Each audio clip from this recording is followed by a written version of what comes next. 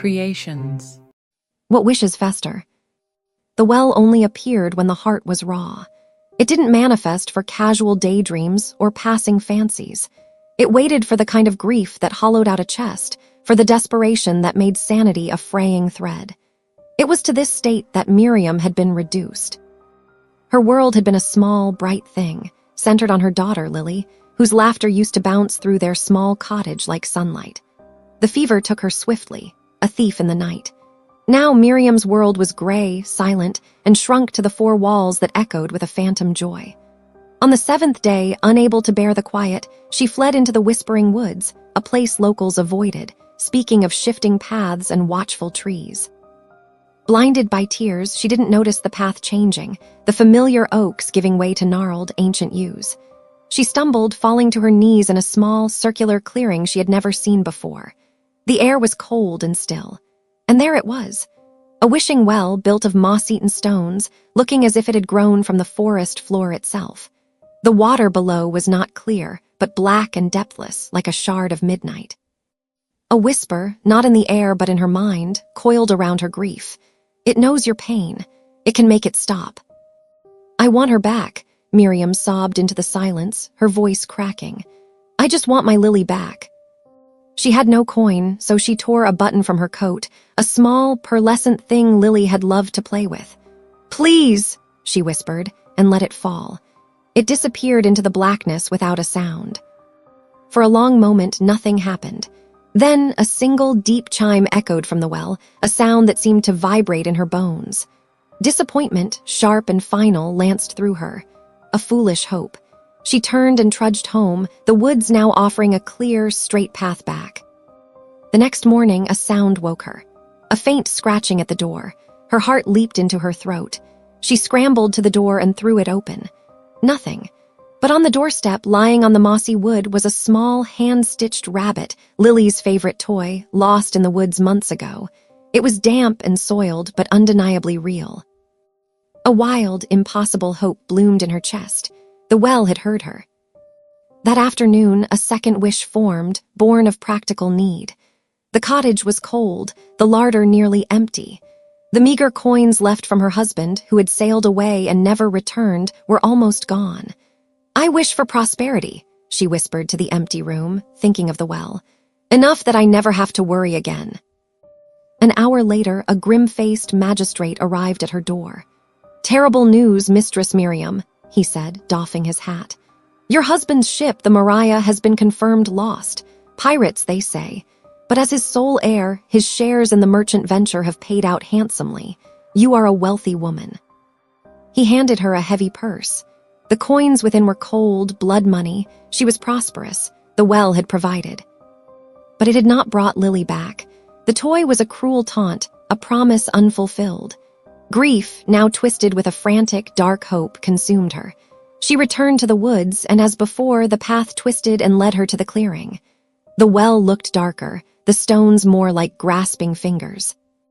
You gave me wealth, but not what I truly want, she screamed at the black water. I wish for my daughter to be with me always. No more silence, no more emptiness. This time, she threw in her wedding ring, a final severance of her old life. The chime that answered was louder, dissonant, and the ground seemed to tremble. She ran home, her breath catching in sobs and anticipation. The cottage was silent. Her heart sank. Then she heard it, a faint, wet cough from Lily's old room. She burst in. The small bed was empty. The coughing came from the closet. With a trembling hand, Miriam pulled the door open. There, huddled in the dark amongst the shoes and stored blankets, was a small figure. It had Lily's golden hair, tied with a familiar blue ribbon. It wore the little nightgown she had been buried in. But the thing that looked up at her was not her daughter. Its skin was the color and texture of the damp, black earth from a deep grave. Its eyes were pools of the same absolute blackness as the water in the well. A sweet, cloying smell of rot and wet soil filled the room. Mama, it rasped, its voice a horrible parody of a child's, gritty and wet. You said always. Miriam stumbled back, a scream trapped in her throat. This was not her Lily. This was a thing of mud and shadow, a puppet fashioned from her deepest desire and the well's malevolent magic. She fled the cottage, the things dragging footsteps and pathetic cries following her. "Mama, don't leave me, you wished for me." The woods welcomed her again, the trees seeming to close ranks behind her, forcing her toward the clearing. She fell before the well, her mind shattered. "I take it back," she shrieked. "I undo my wishes, I wish for none of it to have happened." The black water remained still. The whispering voice returned, colder now, satisfied. A wish cannot be unwished. It can only be replaced. Desperation offered its final, terrible solution. If she could not erase her wishes, she could wish for the power to stop this horror. She would wish for the thing to be gone. "Then I wish for the strength to be free of this," she yelled, her voice raw. "I wish for the power to destroy what you have created." She had nothing left to offer, so in her ultimate desperation, she offered a piece of herself. She bit down hard on her own finger, drawing blood, and let a single crimson drop fall into the abyss. The well did not chime. It roared. The ground heaved. From the black water, a surge of power, cold and ancient, shot up and slammed into her. It was not the strength of muscles, but a terrible necrotic force. She felt it coursing through her veins, a hunger to unmake, to decay. She ran back to the cottage, this time not in fear, but in a grim, horrifying purpose. The thing that wore her daughter's clothes was waiting by the hearth, its head tilted. "Mama, you're different." Miriam raised a hand, and the power surged forth. The thing that was not Lily did not scream. It simply crumbled. It fell apart into a pile of rich, dark soil, the nightgown collapsing emptily. The little stuffed rabbit on the floor rotted away to dust in an instant.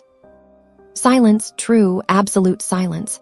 She had her wish. She was free of the horror. She looked at her hands.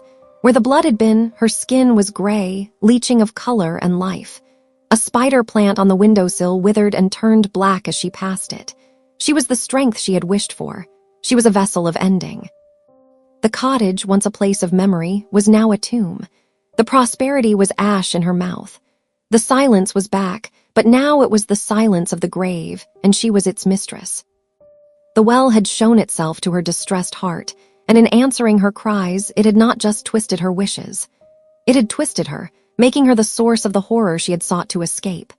And in the deep, quiet dark of the woods, it waited, patient and sated, for the next raw heart to find its way into the clearing. Story Creations.